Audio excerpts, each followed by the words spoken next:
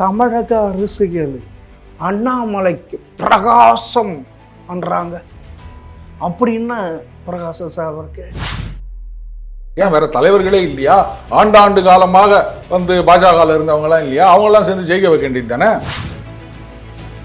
எது துரோகம் பண்றது? கட்சிக்குள்ள இருக்கவங்க ஒரு முன்னாள் தலைவர் மீது அவதூறு தூத்திட்டு இருப்பாங்க. கூட்டணியில் இருக்கவங்க எல்லாம் அவர் மேல போய் குற்றச்சாட்டு சொல்லிட்டு இருப்பாங்க. அதை பார்த்துக்கிட்டு கட்சி கூட்டணி கட்சி எல்லாம் சும்மா இருப்பீங்க. தமிழ்நாட்டில் பாஜகனா அண்ணாமலை, அண்ணாமலைனா பாஜக, அதை தவிர வேற இல்லை அப்படின்னு ஆளுங்கட்சியா இருக்கிறத விட எதிர்கட்சியா செமையா செயல்படுவாங்க. ஆமா சார். அதிமுக செயல்படவே மாட்டாங்க எதிர்கட்சியா. அவர் ஸ்வீட் பாக்ஸ் வாங்கிட்டாரு எங்க திமுக கிட்ட தானே. சரி, திமுக கிட்ட ஸ்வீட் பாக்ஸ் வாங்கிட்டாரு. 2000 கோடி சொல்றீங்களா? 200 கோடிங்க. அதை வச்சுதான் கோயம்புத்தூர்ல ஏகப்பட்ட நிலம் வாங்கினாரு, பெங்களூர்ல ஊடு கட்டி நிற்கிறாரு. சரி, ஓகே. இப்ப அவருக்கு தலைவர் பதவியிலேருந்து தூக்கிட்டாங்க போன வருஷம். இப்ப கட்சி அப்படியே கட கட கட கட கடன்னு மூங்கில் மாதிரி வளர்ந்துச்சா?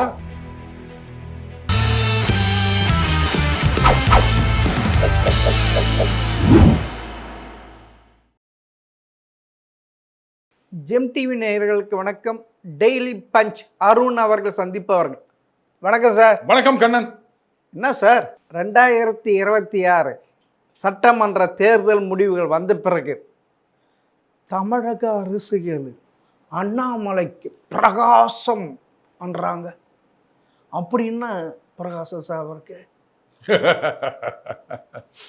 சரி, இப்போ இந்த எலெக்ஷன்ல தோத்து போனவங்களை பத்தி நீங்க என்ன நினைக்கிறீங்க? அதாவது ஒரு விஷயம் புரிஞ்சுக்கணும். எதையுமே பாசிட்டிவா பார்க்கறது அப்படின்னு ஒன்று இருக்கு, நெகட்டிவா பார்க்கறது அப்படின்னு ஒன்று இருக்கு. இதுக்கு முன்னாடி நீங்களே என்கிட்ட கேட்டிருக்கீங்க, 24 திமுகவுக்கு ஹெல்ப் பண்ற மாதிரி அதிமுகவோட கூட்டணி வச்சு எல்லாம் தோத்து போயிட்டாங்க, அதிமுகவில் எல்லாம் ஜெயிச்சிட்டாங்க, அவர் தான் உள்ளடி அடிச்சிட்டாரு அப்படின்லாம் சொன்னீங்க. சரி, அவர் ஒதுங்கிட்டார். 26 மறுபடியும் பாஜக அதிமுக கூட்டணி வச்சிட்டாங்க. இப்போ என்ன போச்சு? இப்போ யார் சொன்னது சரின்னு புரிஞ்சு போச்சா? இப்பயும் அதே அண்ணாமலை தான் குழி வெட்டினார். எப்படி சொல்றீங்க? அதாவது எங்க அப்பாவுக்கு உடம்பு சரியில்லை, நான் ஒரே பையன், அவரை போய் பார்த்துக்கணும் அண்ணாரு. அது மாத்திரமா, நான் தேர்தலில் போட்டியிடலன்னாரு. ஏங்க அப்படின்னா நான் கேட்குற கேள்விக்கு பதில் சொல்லுங்க. தமிழ்நாடு பாஜகனா அண்ணாமலை மட்டும் தானே, வேற யாரும் இல்லையா? வேற யாருமே இல்லையா? அப்படி இல்லை சார். இப்போ திமுகலேருந்து வைகோ அவர் திமுகவில் இருக்கும்போது எவ்வளவு பெரிய ஒரு பேச்சாற்றல் செல்வாக்கு மிக்க தலைவராக இருந்தார் அப்படின்னு தெரியும்.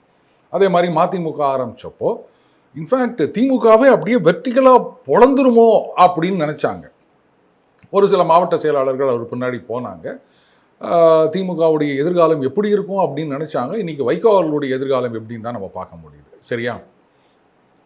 அன்றைக்கு திமுக அப்படின்னா கலைஞர் தான் அப்படின்னு நிரூபிச்சுட்டாங்க. சரி, இன்னைக்கு நீங்க அண்ணாமலை மட்டும்தானா, அவரால் தானா?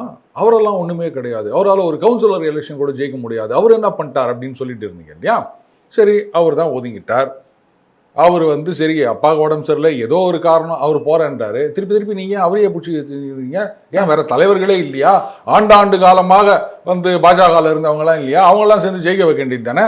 இல்லை, இப்போ ஒரு 2031 2029 வரும் தேர்தல் பார்க்கும்போது இனி உதயநிதி வெர்சஸ் உதயநிதி கிடையாது, அதில் அந்த சீனில் போட்டுக்காதீங்க.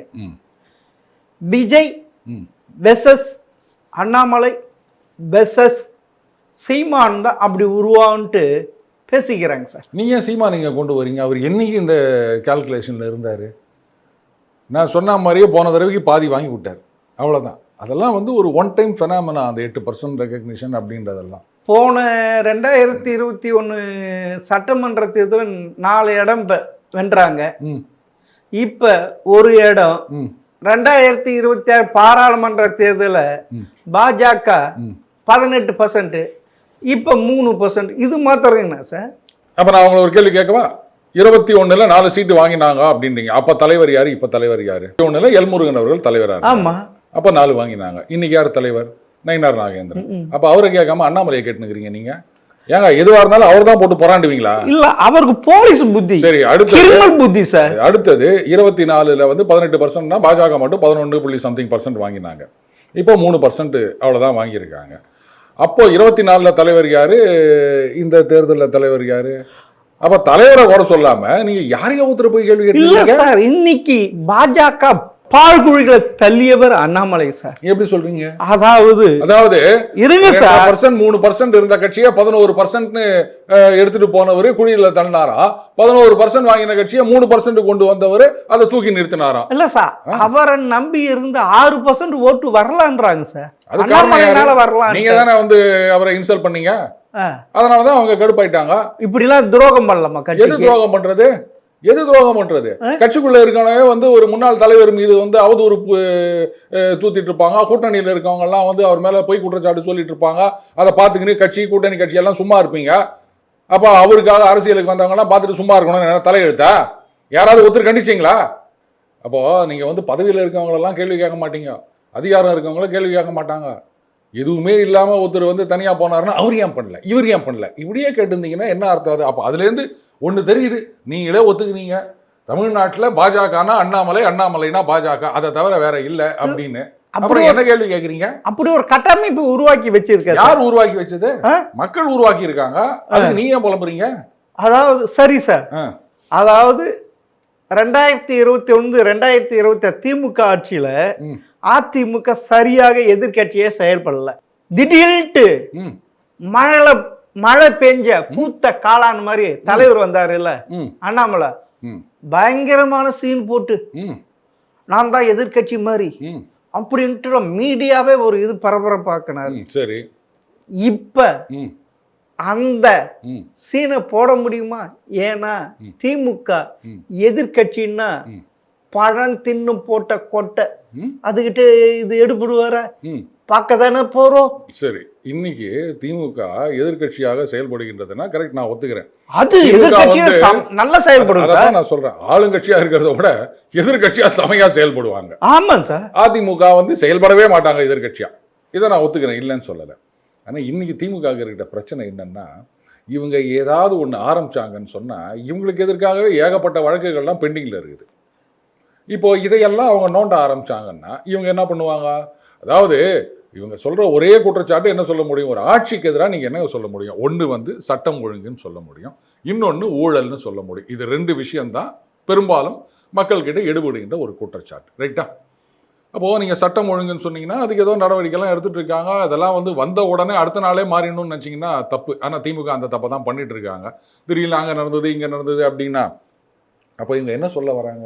நேற்றுக்கு இருந்த மாதிரியே இன்னைக்கும் இருக்குது அப்படின்னா நேற்றுக்கு நீங்கள் தானே இருந்தீங்க, அப்போ சட்டம் ஒழுங்கு சீர்குலைந்து விட்டது அப்படின்னு அவங்க சொன்ன குற்றச்சாட்டு நிஜம் தானே அப்படின்னு மக்கள் நினைப்பாங்க. அந்த தப்பை பண்ணிட்டு இருக்கிறாங்க. அப்படியா சார்? வாங்கிக்கலாமா? அப்போனா அதை வந்து அண்ணாமலையே செஞ்சுருக்கலாமே.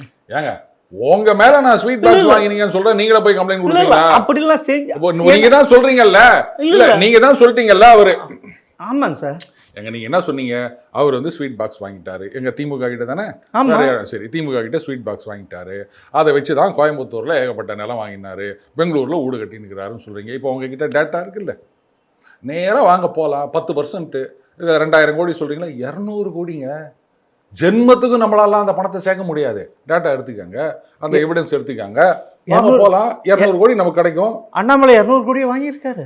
நீங்க தானே சொல்றீங்க. இல்லை, எனக்கு சொல்றீங்க ஸ்வீட் பாக்ஸ் வாங்கினாரு. ஸ்வீட் பாக்ஸ் கோயம்புத்தூர்ல வாங்கினான்னு சொன்னீங்கல்ல, கூடவே அந்த குற்றச்சாட்டு இருந்ததுல பெங்களூர்ல வீடு கட்டுறாங்க அப்படின்னு. நீங்க அவர் மேல ஊழல் குற்றச்சாட்டு ஸ்வீட் பாக்ஸ் வாங்கிட்டாங்கன்னு சொன்னீங்கன்னா ஆதாரம் கொடுங்க. சும்மா வாயில வடை சுடுறதெல்லாம் என்னால ஏத்துக்க முடியாது. யாரு நாங்க வடை சுடுறோமா இல்ல அண்ணாமலை நல்லா வடை சுடுவாரா? சரி, அவர் ஒரு ஐபிஎஸ் அதிகாரி சார், நல்லா வடை சுடுவார் சார். ஏன்னா 10,000 புக்கு படிச்சிருக்க. இப்படி ஒரு யாராவது சொல்லலாம் இதுவா? ஏங்க இப்ப ஊழல்ல இருந்து 10,000 புக்குக்கு போயிட்டீங்களா? அவர் வாயில வடை சுடுவார் அப்படி இல்ல. 20,000 சொன்னாரு, 10,000 இல்ல. முதல்ல அதுவே 20,000 புக்கா? ஆமா. அப்பா தலை ஃபுல்லா மூளை இல்லையா பின்ன? அதனால தானே எதுவா இருந்தாலும் நீங்க அவரு கேட்டுக்கிறீங்க. கட்சி தலைவரை கேட்க மாட்டீங்க. காலங்காலமா நோட்டாவுடன் போட்டி போடும் இருந்தவங்களை கேட்க மாட்டீங்க. அப்போனா நீங்க சொல்றத பார்த்தா பாஜகவின் தலைவராக அண்ணாமலை வந்து விட்டால், நான் அப்படி சொல்லவே இல்லையே. இருங்க, பேசிக்கிட்டு இருக்காங்க. அது யார் பேசுறாரு இல்லை இவர் ஏதாவது கொடுத்து பேசுறாருன்னு தெரியல. ம்ஹும். ஆமா, ம். ஏன்னா இப்ப பாஜக எப்படி நீங்க வந்து ஏதோ வாங்கிக்கணும் தான் அவருக்கு எதிராக பேசினுக்கிறீங்களா? ஆ? யாராவது பேசினா உடனே காசா? அப்ப நீங்க பேசுறதுக்கு எங்க காசு வாங்குறீங்க அப்படின்னு நான் கேட்கவா? இல்ல அவரு ஒரு 40-41 வயசு இருக்கு. அவருக்கு என்ன சார் தெரியும் அரசியல்? ஆ, சரி. இப்ப நான் ஒண்ணு கேட்கவா? இன்னைக்கு காங்கிரஸ் கட்சியுடைய தேசிய தலைவர் யாரு? சார் ராகுல் காந்தி. பாருங்க, கேமராமேன் தம்பி இல்ல இல்ல சிரிக்கிறான். இருங்க சார், இரு, ஓகே. நான் அது கார்கே. போதுமா? கார்கே. ரைட். ஆனா நீங்க சொன்னதும் ஒரு விதத்துல கரெக்ட். ஏன்னா காங்கிரஸ் கட்சியில எந்த டிசிஷன் எடுக்கிறதோ அவர் தான். இந்த தமிழ்நாடு தேர்தல் கூட்டணியில மட்டும்தான் அவர் டிசிஷனையே வந்து ஓவர் டர்ன் பண்ணிட்டாங்க. இப்போ தலைவர் யாரா ஒன்றா இருக்கட்டும், மக்கள் செல்வாக்கு அதிகாரம் அப்படின்றது யாரோ ஒருத்தர் கையில் இருக்கும். அதனால இங்கே தலைவர் யாரா ஒன்றா இருக்கட்டும் தமிழக பாஜகவுக்கு. ஆனால் தமிழக பாஜகவின் முகம் ஒரு எதிர்க்கட்சியாக செயல்பட போவது அப்படின்னா அது அண்ணாமலை அவர்கள் தான். அதுல எந்த சந்தேகமும் கிடையாது. அதான் அந்த பருப்பு வேவாதுன்ற நீங்க சொல்றீங்க வேவாதுன்னு. வேவுதா இல்லையான்னு நீங்க பொறுத்து இருந்து பாருங்க. ஏன்னா குக்கர் இல்ல வச்சிருக்கீங்க. இல்ல திமுக ஒரு பயங்கரமான எதிர்க்கட்சியை செயல்பட்டு ஆஹா, செயல்படக்கூடியது. அது எப்பயுமே ஆளுங்கட்சியை விட எதிர்க்கட்சியை நல்லா செயல்பட அதை நான் முன்னாடியே ஒத்துக்கினேன். இல்ல அதை நடைமுறைப்படுத்தி இருக்காங்க, காட்டியிருக்காங்க. ஆனா இவரு ம், திமுக ஆட்சியில எதிர்க்கட்சி மாதிரி பயங்கரமா சீன் போட்டாரு. ம், அப்புறமா பார்த்தா ம், பொட்டிப்பாமா அடங்கிட்டார். ம், அப்புறமா என்னாச்சுன்னு தெரியல. ம். அதனால ஒரு டவுட்டா இருக்கு. ம். அண்ணாமலை தான் உங்களுக்கு ஆவாதுன்னு ஆயிப்போச்சு. அதுக்கப்புறம் அவர் செயல்பட்டா என்ன செயல்படாட்டா என்ன? உங்களுக்கு ஒருத்தரை பிடிக்கல அப்படின்னா, இந்த நடிகர் எனக்கு பிடிக்காது அப்படின்னா, அவர் படம் ஜெயிச்சா என்ன இல்ல தோத்தா உங்களுக்கு என்ன வந்தது? உங்களுக்கு எந்த ஹீரோ பிடிச்சிருக்குதோ அந்த ஹீரோ படத்தை மட்டும் பார்த்துட்டு போங்க. சரி சார், ம், நான் ஒன்றும் சொல்றேன் சார். ம், இப்ப திமுக எதிர்கட்சியா வந்துருச்சு. ம், அந்த கட்சியில ம், இருக்கிற முன்னாள் அமைச்சர்கள் மேல ம், ஏகப்பட்ட ம், ஊழல் குற்றச்சாட்டு இருக்கு. ம், இத ம், மத்தியில் இருக்க ம். பாஜக கிட்ட சொல்லி ம். நடைமுறை எடுக்க வைக்க முடியுமா அண்ணாமலையார்? சொல்லுங்க பார்க்கலாம். முதல்ல ஒரு துரும்ப மாதிரி அசைச்சு பார்க்க முடியுமா? அப்படியா? ஆ. சரி. அப்போ இந்த போன ஏப்ரல் 2025 இருந்து தலைவரா இருந்தது யாரு தமிழக பாஜகவுக்கு? நயினார். அவர் என்ன பண்ணாரு இந்த ஒரு வருஷத்துல? அது எலெக்ஷன் வந்தது சார், கூட்டணி அந்த இது சார். ஏங்க திமுகவுடைய கூட்டணி? ஆமா சார். என்ன? இல்ல திமுக இல்ல, அதிமுக கூட கூட்டணி. நான் கேட்ட கேள்வி, நீங்க திமுக அமைச்சர்கள் முன்னாள் அமைச்சர்கள் மீதான ஊழல் குற்றச்சாட்டுன்னு சொல்றீங்க. அப்போ அந்த திமுக அமைச்சர்கள் அன்றைக்கு அமைச்சர்களா இருந்தவர்கள் மீது நடவடிக்கை எடுக்கணும் அண்ணாமலை சொல்லுவாரான்னு கேக்குறீங்க. இந்த ஒரு வருஷத்துல இப்ப ஏன் ஒரு வருஷத்துக்கு முன்னாடி ஏன் அந்த கேள்வியை கேட்கல? இல்ல அப்ப கொடுத்தப்ப கூட மத்தியில் இருக்க பாஜக உண்மையில திரு எடப்பாடி அவர்கள் ஃபைல் எடுத்து போய் கொடுத்தார். செவடங்காத சங்கூதம் மாதிரி மத்திய பாஜக இருந்தது. அண்ணாமலையை கேள்வி கேக்குறீங்க? அதுக்குதான் கேட்கிறேன், அதுக்குதான் கேட்கிறேன். இல்ல இல்ல அதுக்குதான் கேட்கிறேன். இப்ப அவரு மத்தியில இருக்கிறாரு, இப்ப எதிர்கட்சியா இருக்கிறாங்க.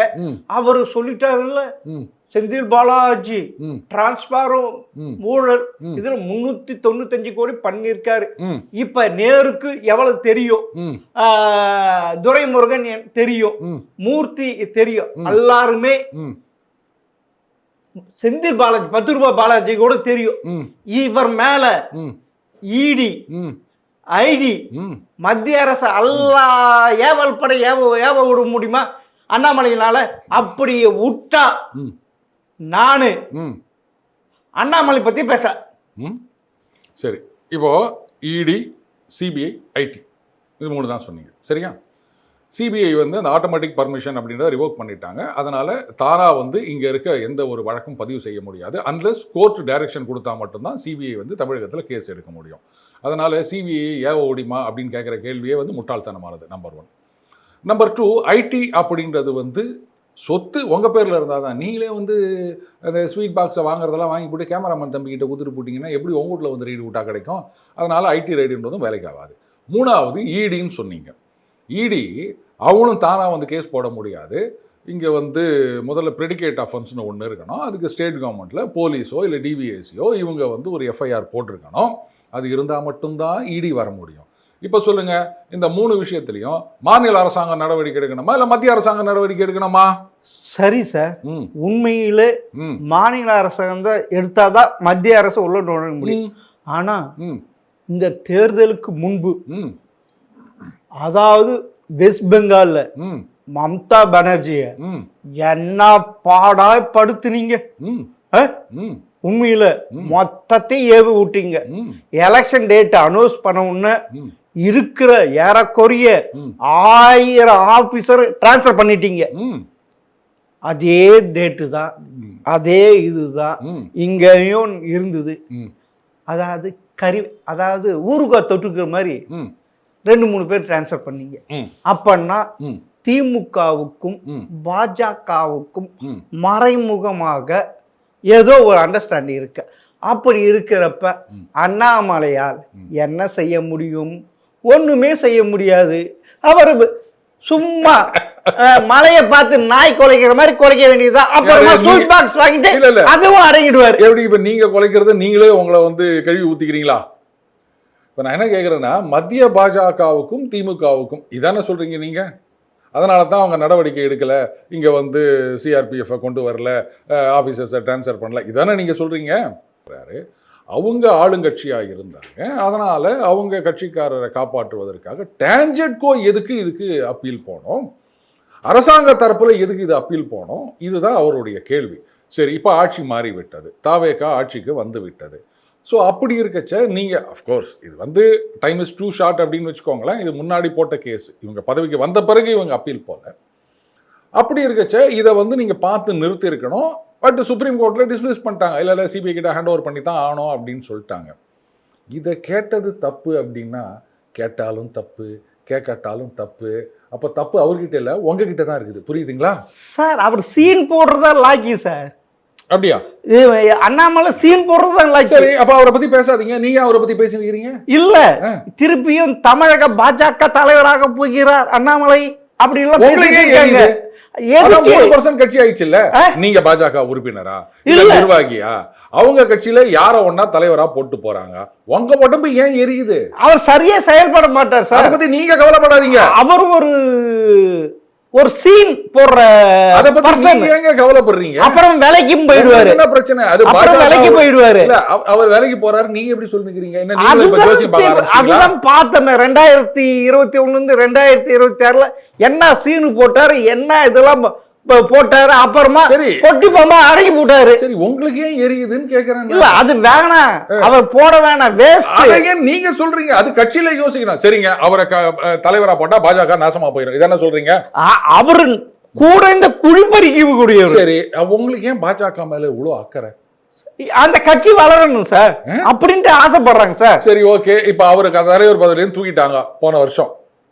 இப்ப கட்சி அப்படியே கடன்னு மூங்கில் மாதிரி வளர்ந்துச்சா? பாருங்க, நீங்க சொன்னீங்கல்ல இது மாதிரி எங்க அப்பாவுக்கு உடம்பு சரியில்லை பாத்துக்க போறேன்னு சொன்னாருன்னு. ஆமா, எதுக்கு அப்படி சொல்லணும்? நான் சொல்லிட்டா எதுக்குன்னு. இந்த மண்டையில பின்னாடி அந்த மூளைன்னு ஒண்ணு இருக்கும். ஆமா, அது ஒரு தம்மத்தூண்டு ஒரு 50 கிராம் இருந்தா கூட அதை வச்சு யூஸ் பண்றவன் என்ன பண்ணுவான், உங்களுக்கு வந்து இப்ப 6 தொகுதி உங்களுக்கு வந்து இன்சார்ஜ். இதுதான் தொகுதி, இங்க ஒரு தொகுதி, எப்படி நீங்க சப்போர்ட் பண்ணுவீங்க, ஒத்துவீங்க, அவருக்கு சப்போர்ட் பண்ணல.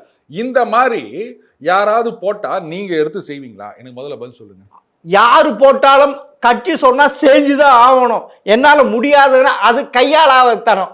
சரி, அண்ணாமலை கையாளாவத்தனம். அதுக்குதான் அப்படி ஒரு எங்க அப்பாவுக்கு உடம்பு சரியில்லை, நான் ஒரே பையன், நான் பாத்துக்கணும் அப்படி எல்லாம் சீன் போட்டவர். சரி, அவர் சீன் போட்டாருன்னு சொல்றீங்கல்ல, அவர் நான் பண்ண மாட்டேன்னு சொன்னார்ல. 52 பேர் அந்த மாதிரி கமிட்டியில போட்டாங்க. இருங்க, மீதி 51 பேர் அப்படியே வச்சுக்க வேண்டியதானே? ஏன் ஒட்டுமொத்தமா எல்லா கமிட்டியும் கலைச்சிங்க? அதுக்கப்புறம் அந்த மாதிரி குழுவே போடல. அப்போ உங்க பைத்தியக்காரத்தானே என்னன்னு உங்களுக்கு புரிஞ்சிருக்கா? ஏங்க, கொஞ்சமாவது மூளை இருக்கவன் இந்த மாதிரிலாம் பண்ணுவானா? திமுக அதிமுக யாராவது வந்து ஒரு மாவட்ட செயலாளருக்கு 10 தொகுதி பொறுப்பு அப்படின்னு சொல்லிட்டு செங்கல்பட்டுல 2, திண்டுக்கல்ல 1, திருநெல்வேலியில 1, தூத்துக்குடியில 1ன்னு கொடுத்தா கேட்பாங்களா மாட்டாங்களா? என்ன அறிவிருந்து தான் பண்றியா இல்லையா அப்படின்னு. அப்புறம் இதுக்கு போய் நீங்க வந்து முட்டு குத்துறீங்க சார். அது முடிஞ்சு போற கதை விடுங்க சார். அது முடிஞ்சு போன கதை சார். இப்ப திரு அண்ணாமலை தமிழக பாஜக தலைவராக போட்டார். கரெக்டாக செயல்படுவாரா, இல்லை போன வாட்டி பண்ண மாதிரி அப்படியே ஒரு 3 வருஷம் சீன் போட்டு அடங்கிடுவாரா? இந்த கேள்விக்கு பதில் சொல்றதுக்கு முன்னாடி நான் உங்ககிட்ட ஒரே ஒரு கேள்வி கேட்கிறேன், பதில் சொல்லணும், மழுப்பக்கூடாது. சரியா? நாளையிலேருந்து நான் வந்து திருட மாட்டேன் அப்படின்னு உங்களால உறுதி கூற முடியுமா? நாளையிலேருந்து நான் திருட மாட்டேன் அப்படின்னு உங்களால வந்து திருடன் கிடையாது, நான் முடியாதா? நான் திருடன் கிடையாது, நாளையிலேருந்து திருட மாட்டேன். அண்ணாமலை மாதிரி கிடையாது. நான் கேட்ட கேள்வி இல்ல, நான் அண்ணாமலை கிடையாது. முடியுமா முடியாதா? இந்த இதெல்லாம் கேட்க கூடாது, இது கேட்க கூடாது. நான் கேட்பேன், நீங்க நாளையிலேருந்து திருட மாட்டேன்னு உங்களால சொல்ல முடியுமா?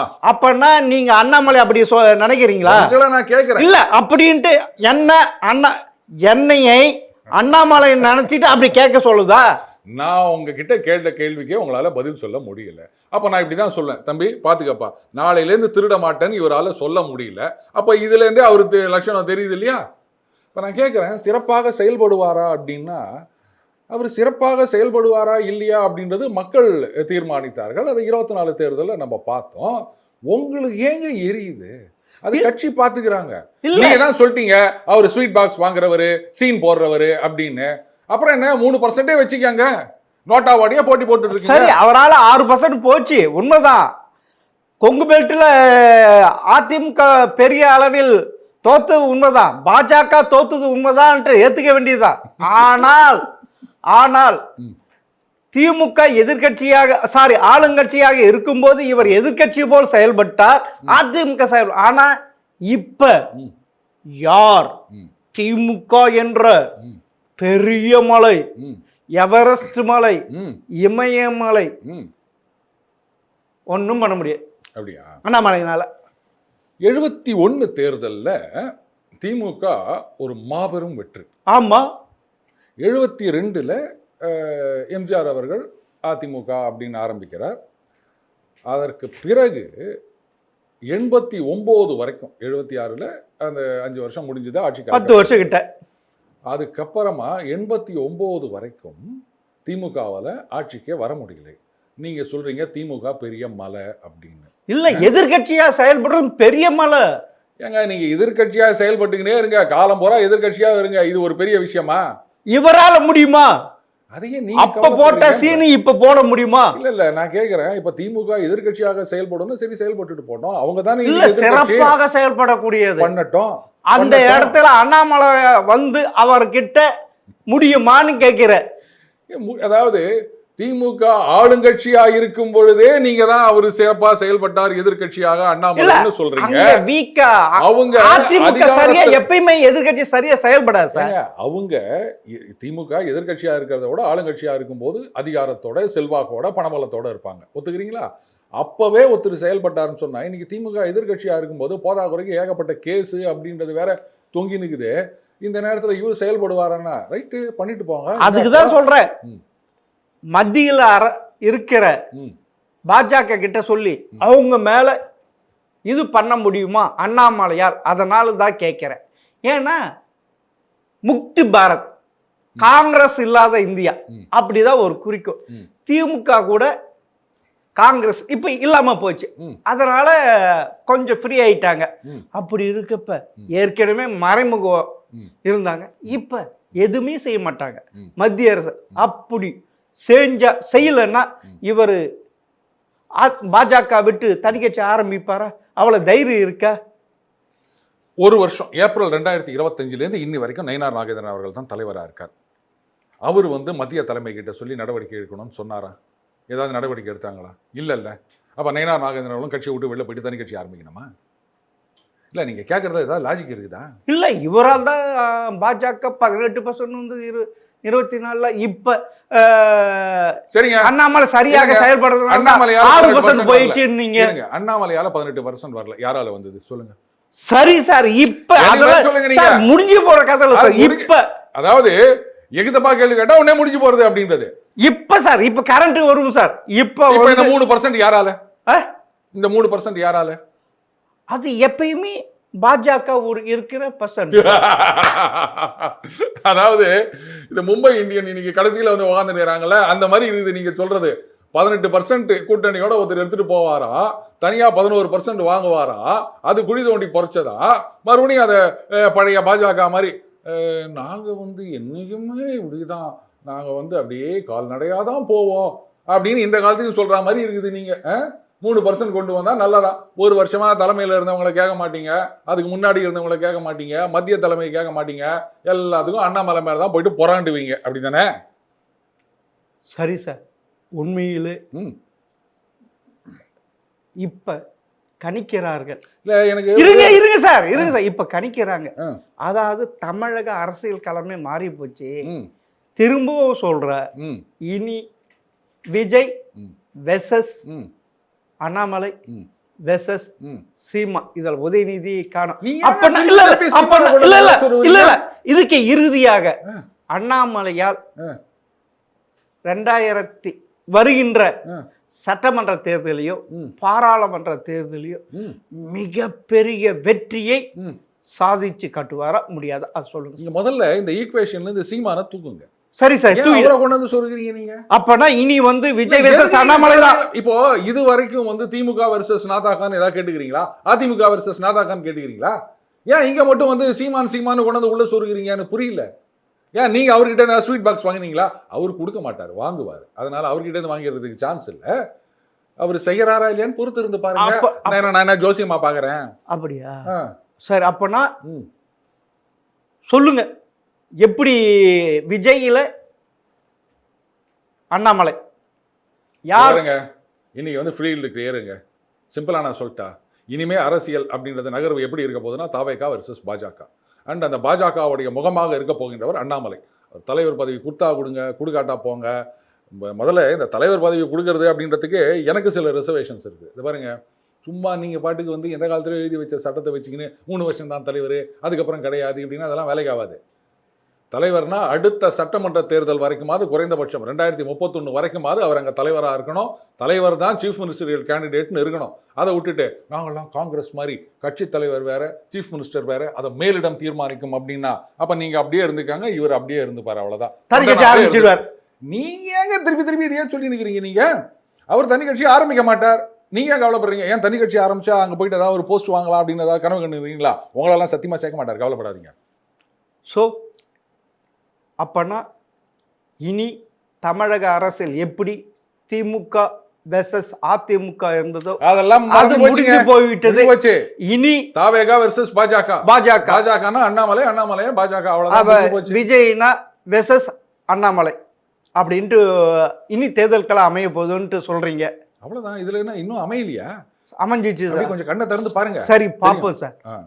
அதுக்குள்ள திமுக என்ன பண்றது, உதயநிதிக்கு எங்க தூக்கி வைக்கிறாங்களா இல்லையான்னு பாத்துங்க. நீங்க என்ன வேணா பண்ணிட்டு போங்க, அது ஒண்ணும் பண்ண முடியாதுங்க இனிமே. அவ்வளவுதான், முடிஞ்சு போச்சு, விட்டுருங்க. மிக்க நன்றி சார். நன்றி கண்ணன்.